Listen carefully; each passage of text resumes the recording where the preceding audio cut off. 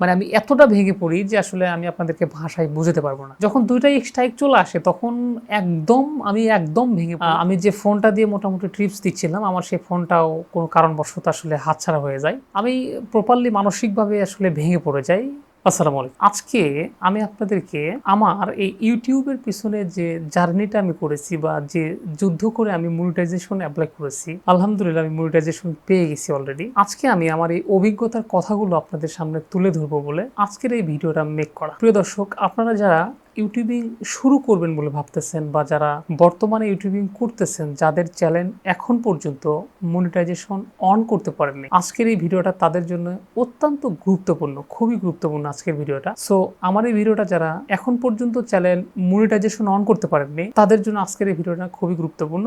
অবশ্যই তারা ভিডিওটা শুরু থেকে শেষ পর্যন্ত দেখতে থাকুন, অন্তত অনেক কিছু শিখতে পারবেন। আমার ক্ষেত্রে যে ভুলগুলো আমি করেছি সেই ভুলগুলো আপনাদের সামনে তুলে ধরবো। কি কাজগুলো করলে আপনি খুব দ্রুত একটা চ্যানেল মনিটাইজেশন করাতে পারবেন সেই প্রসেসগুলো আজকে আমি আপনাদেরকে খুব সুন্দরভাবে বুঝিয়ে দেব। দেখুন, আমরা প্রথম যখন ইউটিউবে কোনো ভিডিও দেখি বা ফেসবুকে কোনো ভিডিও দেখি, দেখার পরে দেখি যে অমুক ভাই ইউটিউব থেকে এত টাকা ইনকাম করেছে, অমুক ভাই মাসে এত $1000 ইনকাম করতেছে। এগুলো আসলে হয় কি একটা স্বপ্নের মতো। আপনি যখন ঘুমিয়ে থাকেন দেখবেন যে হয়তো বা স্বপ্ন দেখতেছেন। স্বপ্ন যখন আপনার ভেঙে যায় তখন কিন্তু আপনি স্বাভাবিক মানুষ হয়ে যায়। এই যে $1000, $10,000, $5,000 মাস শেষে উনি 2 কোটি টাকা ইনকাম করতেছে, এই যে গল্প, এই গল্পগুলো আসলে কতটা মিল রয়েছে আজকে আমি আপনাদেরকে তাও সেই সম্পর্কেও কিছু কথা বলবো। সুতরাং ভিডিওটা খুব গুরুত্বপূর্ণভাবে আপনারা শ্রবণ করতে থাকুন। দেখুন, একটা মনিটাইজেশন পাওয়ার জন্য একটা চ্যানেলে বর্তমান প্রেক্ষাপটে ইউটিউবের যে পলিসিটা তারা দিয়েছে সেটা হচ্ছে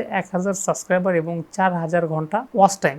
যদিও এইটা বর্তমানে কিছু কিছু দেশে, এখনো এটা আমাদের বাংলাদেশে হয়নি, তবে কিছু কিছু দেশে এটা কমিয়ে দিয়েছে। সেখানে 1000 সাবস্ক্রাইবার এবং 3000 ঘন্টা watch time, public watch time লাগবে মনিটাইজেশনের জন্য, যেটা এখনো বাংলাদেশে অ্যাভেলেবেল হয়নি, তবে এটা সামনের দিকে হয়তো বা হবে। যারা নতুন ইউটিউবিং করতেছেন, যে ভুলগুলো হয় প্রথমত, আমরা কিন্তু যারা একদম নিম্ন পর্যায় থেকে ইউটিউবিং শুরু করি তাদের ক্ষেত্রে কিন্তু একটা সমস্যা হচ্ছে তারা অনেক কষ্ট করে হয়তো কিছু টাকা পয়সা মাইনাস করার পরে ক্যামেরা কিনে, হয়তো একটা ল্যাপটপ কেনে বা পিসি কেনে, লাইটিং করে, চেয়ার কিনে, মানে এই যে আনুষ্ঠানিক যে বিষয়গুলো, আমার মনে হয় যে অধিকাংশ লোকজনগুলো সবাই কিন্তু আসলে আগে সবকিছু কেনাকাটা শেষ করার পরে কিন্তু আসলে মূলত তারা ইউটিউবে শুরু করতে বসে। এইটা হচ্ছে সবচেয়ে বড় একটা ভুল, যেটা আমার ক্ষেত্রে হয়েছে। এই ভুলগুলো কখনো করা যাবে না। একটা কথা মাথায় রাখবেন, আপনার হাতে যদি কোনো স্মার্টফোন থাকে, বর্তমানের যে যুগ জামানা পড়ে গেছে, এই জামানাতে আপনার হাতে স্মার্টফোন নাই বললে আমার মনে হয় এটা ভুল হবে। আপনি এখন যে ভিডিওটা দেখতেছেন, আমার মনে হয় নিশ্চয়ই আপনি এটা আপনার ফোন থেকে দেখতেছেন। আপনার হাতে যদি নর্মাল একটা ফোন থাকে, সেটা দিয়েই কিন্তু ইউটিউবিং করা সম্ভব। প্রথমত আপনি পিসি, ল্যাপটপ, ক্যামেরা, লাইটিং এগুলোর কোনো কিছু প্রয়োজন নেই। এগুলোর পিছনে আপনি যে পয়সাগুলো খরচ করবেন, এটা একদম মানে কি বলে যে একদম অযথায় পয়সাগুলো নষ্ট করে ফেলবেন। সুতরাং এই ক্যামেরা, লাইটিং, পিসি বা ল্যাপটপ এগুলো কেনার কোনো প্রয়োজন নাই। আপনার হাতে যদি একটা কম দামে একটা স্মার্টফোন থাকে, অ্যান্ড্রয়েড ফোন থাকে, আপনি কিন্তু সেইটাই দিয়েও মোটামুটি ইউটিউবিং করতে পারবেন। ইউটিউবের ক্ষেত্রে যে আমরা ভুলগুলো করে থাকি, আমি যে ভুলগুলো করেছি, আমার ক্ষেত্রে যেটা হয়েছে, এ পর্যন্ত আমি ইউটিউবে অনেকগুলি চ্যানেল ক্রিয়েট করেছি, কিন্তু আসলে কোনো চ্যানেলে মন দিয়ে কাজ করতে পারিনি। আমার লাইফে এ পর্যন্ত আমার ইউটিউব চ্যানেল খোলা মোটামুটি 38টার মতো। টোটাল আমি 38-38টা আমি ইউটিউব চ্যানেল খুলেছি।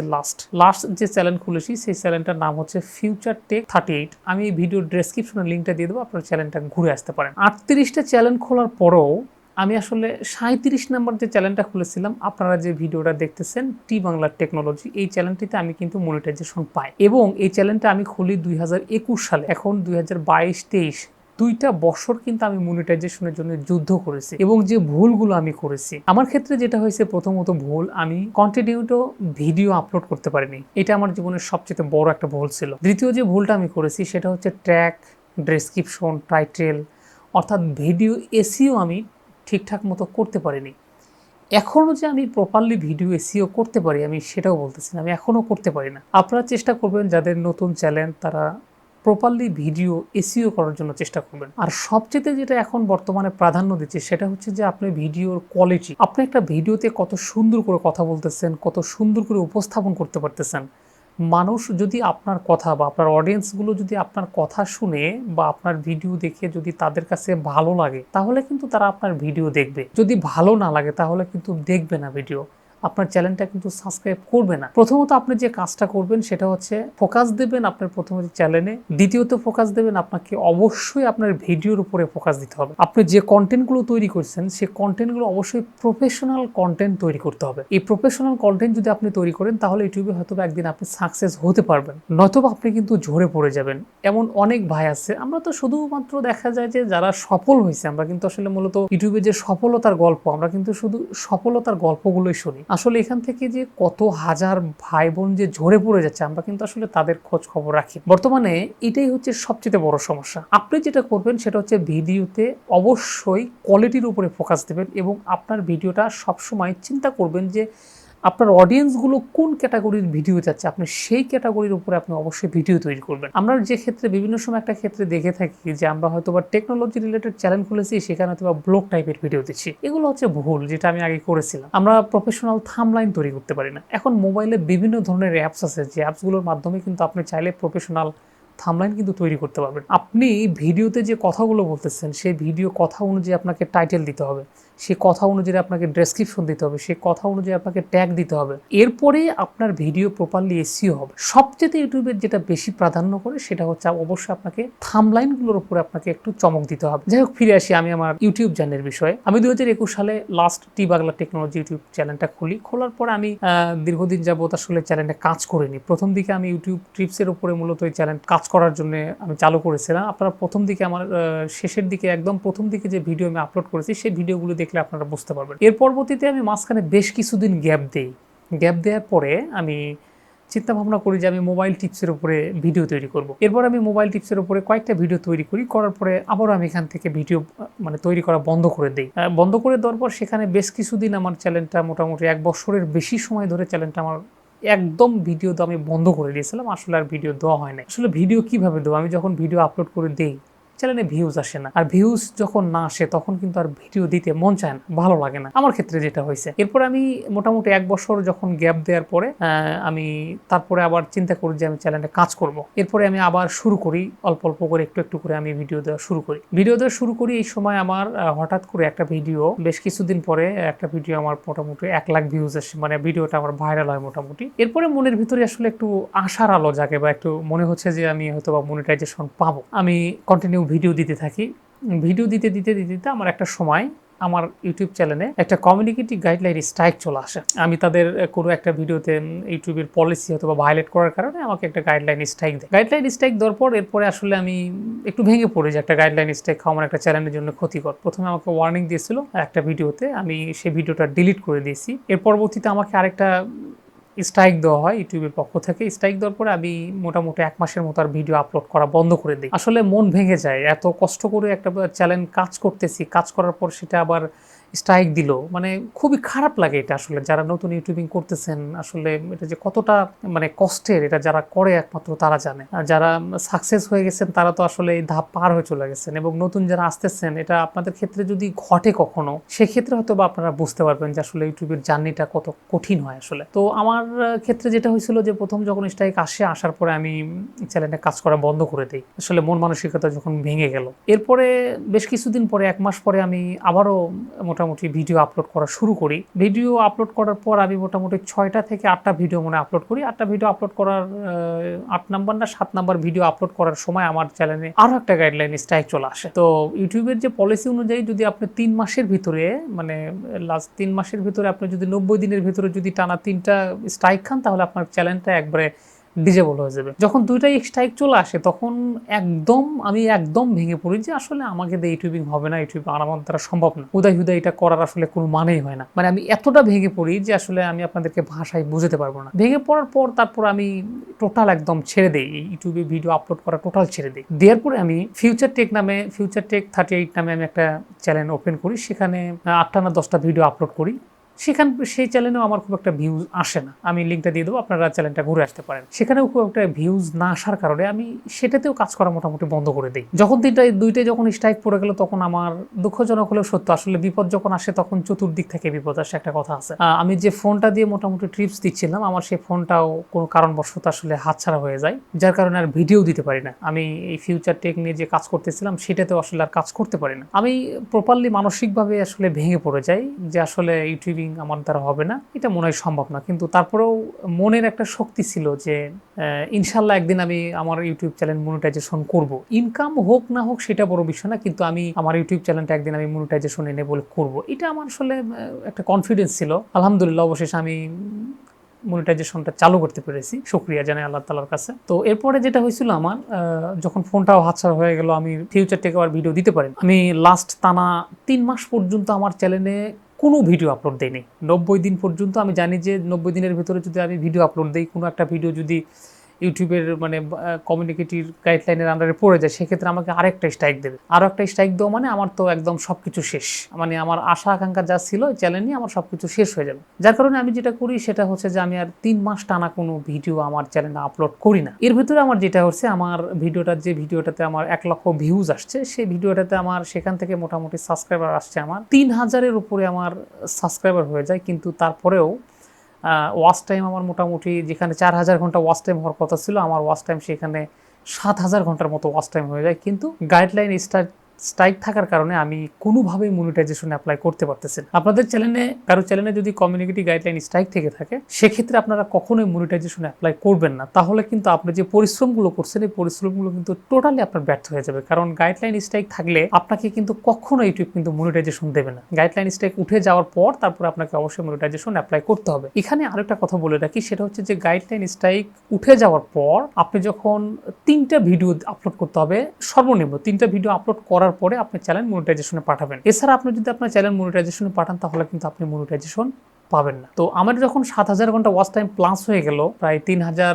সাবস্ক্রাইবার প্লাস হয়ে গেল, তারপরেও আমি মনিটাইজেশন অ্যাপ্লাই করতে পারতেছি না। আমার বুকের ভিতরে যে ফিলিংসটা হচ্ছে, মনের ভিতরে যে আমি কখন আমার চ্যানেলটা মনিটাইজেশনের জন্য পাঠাবো, মানে খুবই আনন্দিত মনে হচ্ছিল যে আমার 4000 ঘন্টা ওয়াচ টাইম কমপ্লিট হয়ে গেছে, 1000 সাবস্ক্রাইবার কমপ্লিট হয়ে গেছে। কিন্তু দুঃখজনক হলো সত্য যে গাইডলাইন স্ট্রাইক থাকার কারণে আমি আমার চ্যানেলটা মনিটাইজেশনের জন্য পাঠাতে পারতেছিলাম না। এরপরে যখন 3 মাস কমপ্লিট হয়ে গেল, আমি পরবর্তীতে 3টা ভিডিও আপলোড করি। তখনও আমার হাতে কোনো ফোন ছিল না। আমি অন্যের ফোন দিয়ে, আমার নিজের ফেস না দেখিয়ে শুধু ভয়েস দিয়ে 3টা ভিডিও আপলোড করি। 3টা ভিডিও আপলোড করার পর আমি আমার চ্যানেলটাকে মনিটাইজেশনের জন্য পাঠাই। মনিটাইজেশন অ্যাপ্লাই করার পরে আমার অ্যাডসেন্স অ্যাকাউন্ট প্রথম দিন রিভিউ দেখানোর পরে আমি আসলে একটু ভেঙে পড়ি যে আসলে পূর্বের কোনো অভিজ্ঞতা নেই যে চ্যানেল মনিটাইজেশন পাবো কিনা, এরকম কোনো অভিজ্ঞতা আমার ছিল না। এরপরে একদিন পরে আমার অ্যাডসেন্স অ্যাকাউন্ট অ্যাপ্রুভ হয়। একদিন পরে যখন অ্যাডসেন্স অ্যাকাউন্ট অ্যাপ্রুভ হয়, এরপরে হচ্ছে আপনার আপনার ইউটিউব চ্যানেলের যে ভিডিওগুলি যে আপনার ইউটিউব টিম যে রিভিউ করে, তখনও মানে বুকের ভিতরে একটা ধরপড়েই হচ্ছিল যে আসলে চ্যানেলটা মনিটাইজেশন দেবে না, মানে খুবই অস্থিরতা বিরাজ করতেছিল। এরপর 2 দিন পরে আমার ইউটিউব চ্যানেলটি আলহামদুলিল্লাহ কংগ্রেচুলেশন সাকসেসফুল দেখায়, মনিটাইজেশন সাকসেসফুল হয়ে যায়। আপনারা যারা এই যে মনিটাইজেশন, কিন্তু আগে ভাবতাম যে মনিটাইজেশন পেলেই মনে হয় ইনকাম হবে লক্ষ লক্ষ টাকা, বা ইউটিউবে আপনার 1 মাসের ভিতরে আমি $10,000 ইনকাম করব, মানে এই যে ধারণাগুলো আসলে এটা সম্পূর্ণ ফ্যাক্ট এবং ভুল ধারণা। ইউটিউবিং মূলত একটি দোকান বলতে পারেন, একটা ব্যবসা ক্ষেত্র বলতে পারেন। আপনি যখন প্রথম দিকে একটা দোকান দেবেন, সেক্ষেত্রে কিন্তু প্রথম দিকে আপনি সেই দোকানে কিন্তু কাস্টমার পাবেন না। আপনাকে কিন্তু ধৈর্য ধরে অবশ্যই এই ব্যবসা প্রতিষ্ঠান কিন্তু চালাতে হবে। প্রথম দিন হয়তো আপনি 10 টাকা বিক্রি করবেন, পরের দিন হয়তো আপনি 12 টাকা বিক্রি করবেন, এরপরে এভাবে কন্টিনিউ হতে হতে হয়তো 1 মাস পরে আপনি 5000 টাকা বিক্রি করবেন, এর পরে মাসে 10,000 টাকা বিক্রি করবেন। এইভাবে আপনি যখন আসলে পরিচিতি হয়ে যাবেন, পরিচিত হওয়ার পরে কিন্তু একটা সময় কিন্তু আপনার ব্যবসাটা বিস্তার করবে। ইউটিউব এমন একটা প্ল্যাটফর্ম, এটা হচ্ছে ধরেন আপনি যে কোনো একটা দোকান দিয়ে বসছেন, এখানে আপনি কিসের দোকান দিয়ে বসছেন সেটা আপনি ভালো জানেন। এই যে দোকান, আপনাকে এই দোকানে কাস্টমার নিয়ে আসতে হবে। আপনি কাস্টমারগুলো কিভাবে নিয়ে আসবেন, তাদেরকে কি সার্ভিস দিবেন,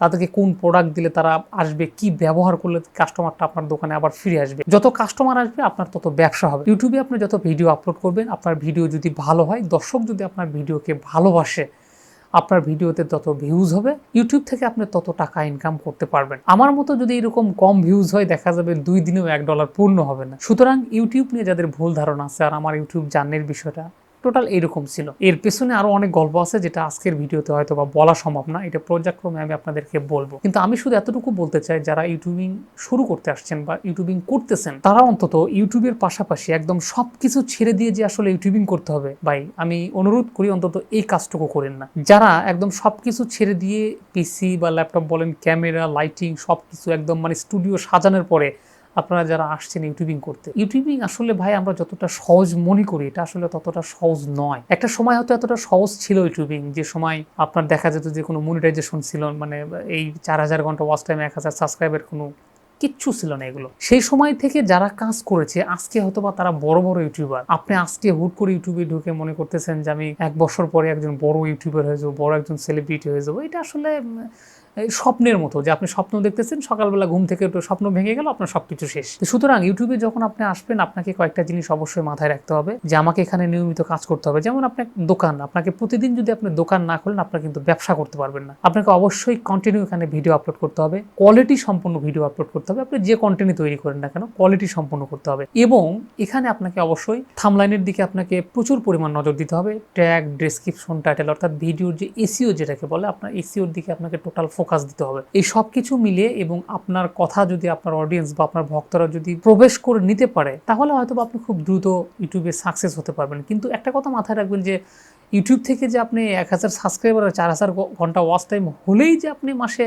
মানে $1.5 লক্ষ টাকা, 3 লক্ষ টাকা, 5 লক্ষ টাকা ইনকাম করতে পারবেন, এটা একদম সম্পূর্ণ ভুয়া, মিথ্যা এবং বানোয়াট একটা কথা। ইউটিউবিং এ সাকসেস হতে হলে আপনাকে টার্গেট করতে হবে যে আপনি কত দ্রুত সাবস্ক্রাইবার আনতে পারবেন। আপনি যত দ্রুত সাবস্ক্রাইবার আনতে পারবেন, আপনার চ্যানেলে যত ভিউজ হবে সেখান থেকে আপনি এক ধরনের প্রফিট পাবেন। আমি আমার চ্যানেলে মাত্র $2.39 জমা হয়েছে আজকে দেখলাম। তো এই যে আমি দেখলাম যে 10 দিন হচ্ছে মোটামুটি আমার মনিটাইজেশন পাওয়া, মাত্র $2 ইনকাম হয়েছে, যেটা দিয়ে আসলে কোনোভাবে কোনো কিছু করা সম্ভব না। এই যে রাত জেগে ভিডিও করা, ভিডিও এডিটিং করা, একটা ভিডিওর পিছনে যে কত পরিশ্রম করতে হয় আমরা যারা ইউটিউবিং করি তারা জানি। সুতরাং শুরু থেকে যারা ইউটিউবিং করতে যাচ্ছেন আমি তাদেরকে সতর্ক করতে চাই, আপনারা ভুল করে ক্যামেরা কিনবেন না।